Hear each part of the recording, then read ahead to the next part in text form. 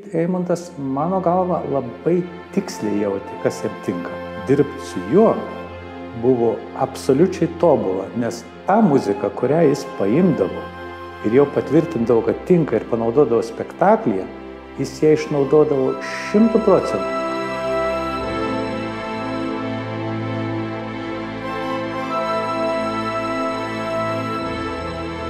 Pas mane tų juodraščių tokių dabar ruošiantį šiam projektui persižiūrėjau ir ten radau tiek visko ir prisiminiau tą procesą. Tokį eigą tokia, kai tu brauniesi per kažkokius brūzgynus, bet žinai, kad pro juos prasibrovęs turi išlysti į kažkokią laukymę, į kažkokią šviesą.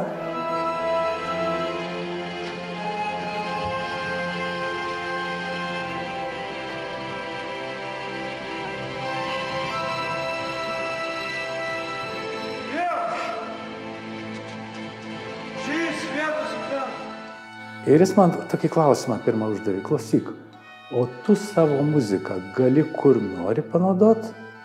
Sakau, kaip tu taip įdomiai klausi, sakau, muzika yra mano, aš esu autorius ir darau su ja, ką noriu. O tu galėtum, sako, paimti gabalą iš to baleto ir man spektaklį pritaikyti? Sakau, žinoma, kad galiu. Ir prasidėjo šitaip darbas per metų.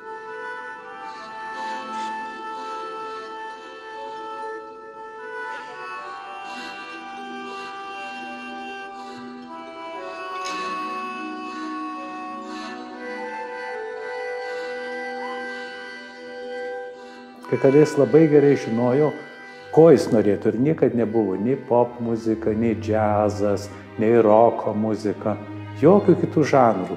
Tai buvo kažkas iš klasikinės muzikos pasaulio, ko ne visuose jo spektakliuose atsiradė kažkokios tokios nuorodos. Sako, jeigu tu neparašysi, aš negaliu daryti spektaklio, supranti, aš turiu. Ir vis tiek mes su juo ilgai ieškojom tų motyvų. Ir atsimenu, atvažiavo tie aktoriai visi čia į Vilnių, kurie vėliau vaidino ten žvaigždės teatro tokios. Ir visiems pirmoji repeticijai tiesiog paleidžia mano muziką. Paleidžia, muzika baigėsi, tyla tokia, aktoriai klauso, kas čia bus. Tai spektaklis bus toks, apie tai.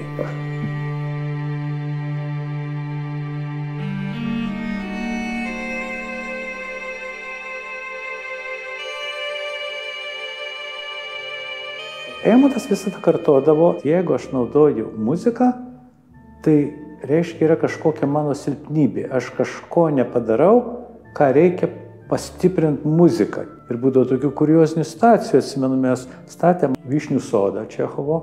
Ir ištisai buvo muzika kažkokia, eina kažkokia ištisos scenos. Eina kulminacija ir jis sako, klausyk, va čia reiktų dar daugiau pakelti. Kažkokiu reikėjo kregždučių, ten balsų, sako, padaryk iš pradžių skraido jų kažkiek, po to padaryk pulką, o po to padaryk milijoną kregždučių. Gerai, sakau, Eimantai, padarysiu tau milijoną kregždučių lengvai. Ir po to kažkokią dar sceną, žinai, reiktų dar stipriau. Ir aš jau matau, kad, nėra priemonių jo muzikinių tokių. Sakau, klausyk, o tokia įdomi scena, a jeigu visą spektaklį groja, jeigu mes visai tyloje suvaidiname. Gal pamėginam, jis sutiko, pamėginam, puikiai suveikė.